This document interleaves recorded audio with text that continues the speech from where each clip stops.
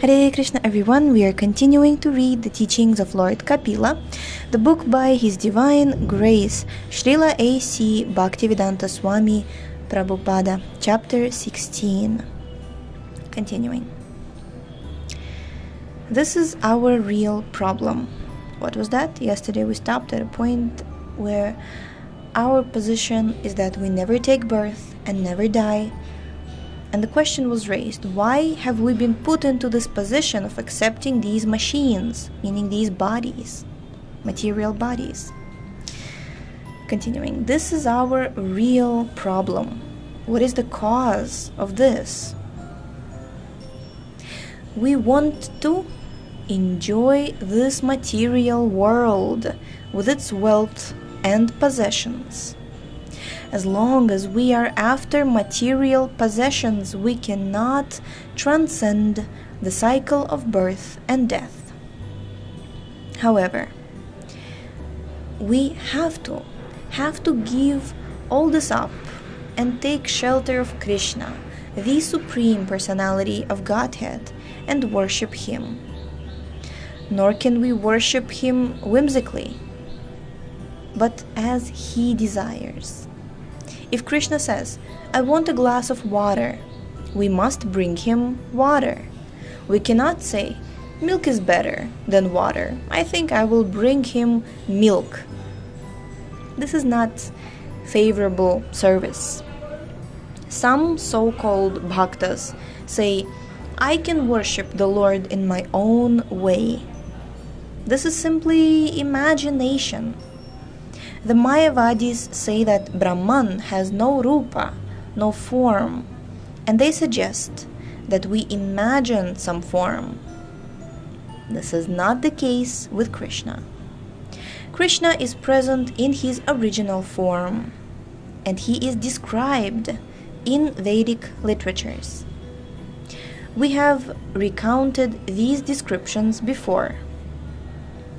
If we want to attain a body like Brahma's, we can get it. If we want a body like a worm and stool, we can get it.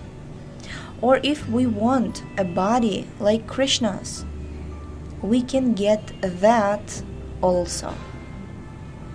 That is our real body of Satchit Ananda.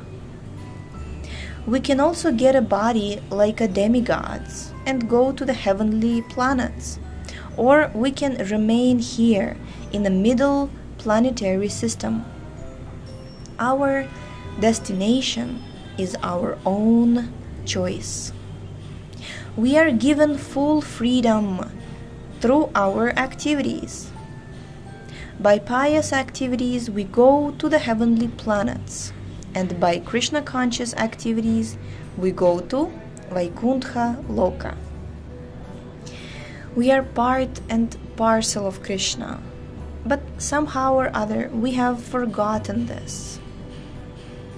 In Chaitanya Charitamrita Madhya 20.117 it is said,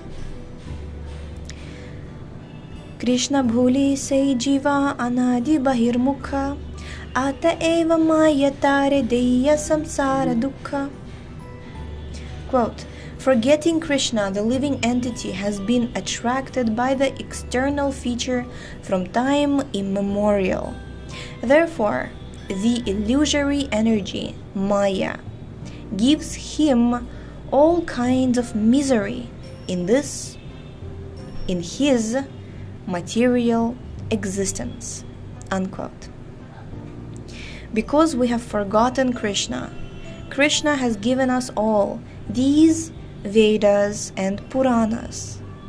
Krishna also comes into this material world in order to remind us of himself. In this Kali Yuga, people are forgetting Krishna more and more. They are not even interested in him. But Krishna is interested because we are his sons. A mad son may no longer be interested in his home, in his father or mother, yet the father never loses interest in his son. He is anxious because his boy has left home and is suffering. Similarly, Krishna's son leaves the spiritual sky and takes up one material body after another, and in this way travels from one planet to another, in different species of life. Therefore, Krishna comes to rescue him. Alright, chapter 17. Taking shelter of Krishna, the Supreme Controller. Text 41. Nanyatra Bhagavataha Pradhana Purusheshwarat Atmana Sarvabhutanam Bhayam Tivram Nivartate. Translation. The terrible fear of death and birth. The terrible fear of birth and death can never be forsaken by anyone who resorts to any shelter other than myself. For I am the Almighty Lord, the Supreme Personality of Godhead, the original source of all creation, and also the Supreme Soul of all souls. Purport. It is indicated herein that the cycle of birth and death cannot be stopped unless one is a pure devotee of the Supreme Lord. It is said, Harim Vina Naiva Shritim Taranti. One cannot surpass the cycle of birth and death unless one is favored by the Supreme Personality of Godhead. The same concept is confirmed herewith. One may take to the system of understanding the absolute truth by one's own imperfect sensory speculation. Or one may try to realize the self by the mystic yoga process. But whatever one may do, unless he comes to the point of surrendering to the Supreme Personality of Godhead, no process can give him liberation. One may ask if this means that those who are undergoing so much penance and austerity by strictly following the rules and regulations are endeavoring in vain. The answer is given by Srimad-Bhagavatam 10.2.32. Yenye Ravindaksha Vimuktamanina.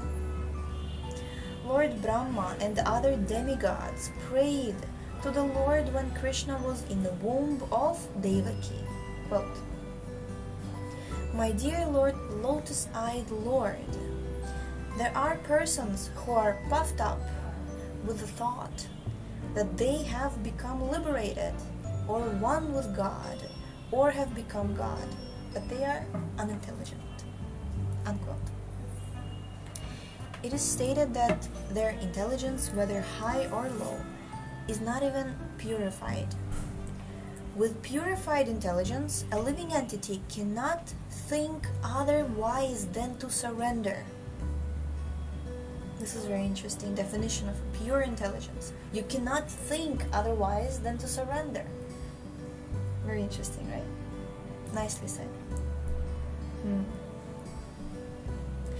Bhagavad Gita, therefore, confirms that purified intelligence arises in a very wise man. Bahunam janmanam ante jnanavan mam prapadyante. After many births, one who is actually advanced in intelligence,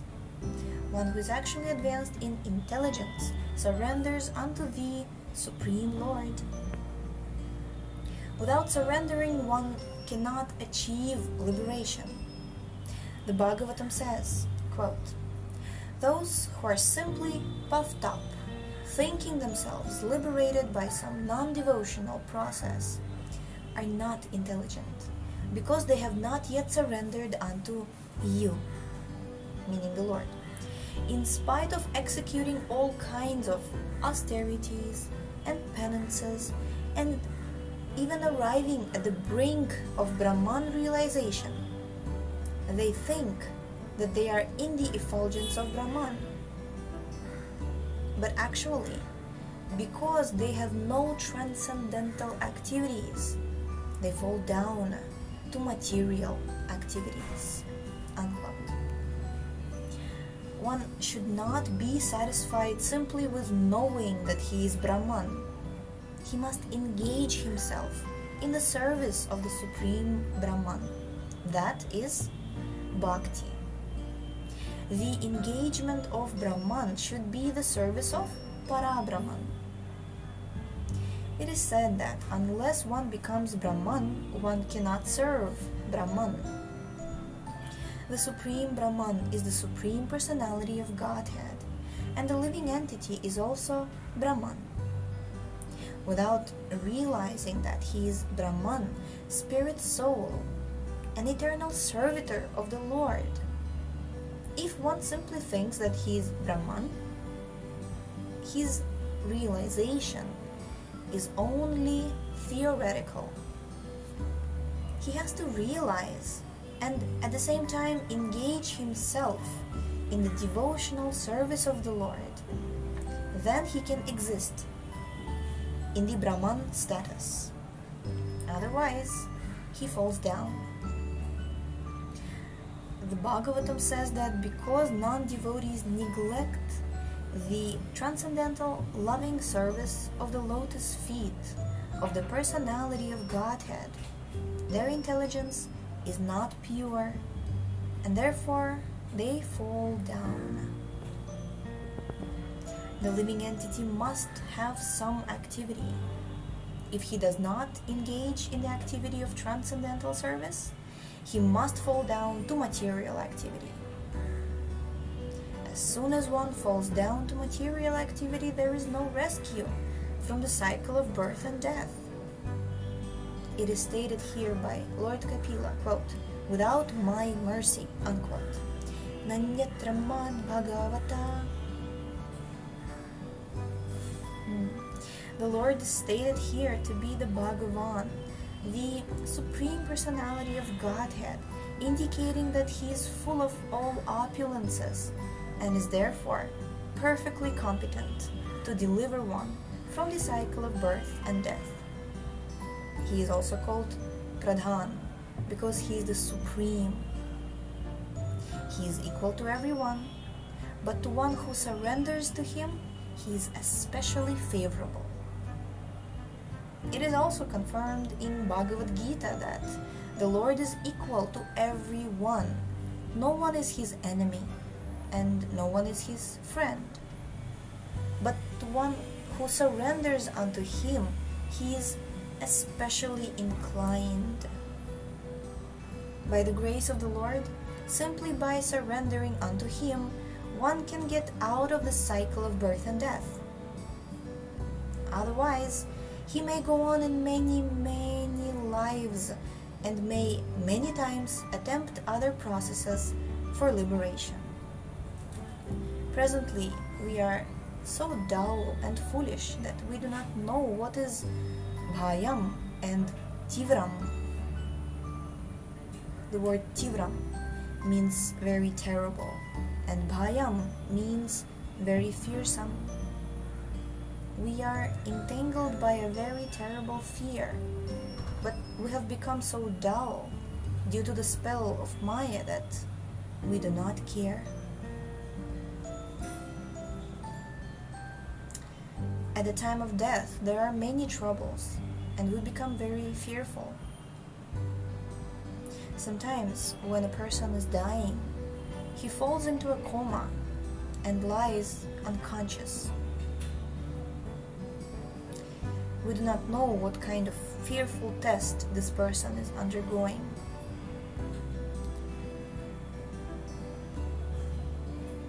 Okay. Oh my god, we have to stop here for today.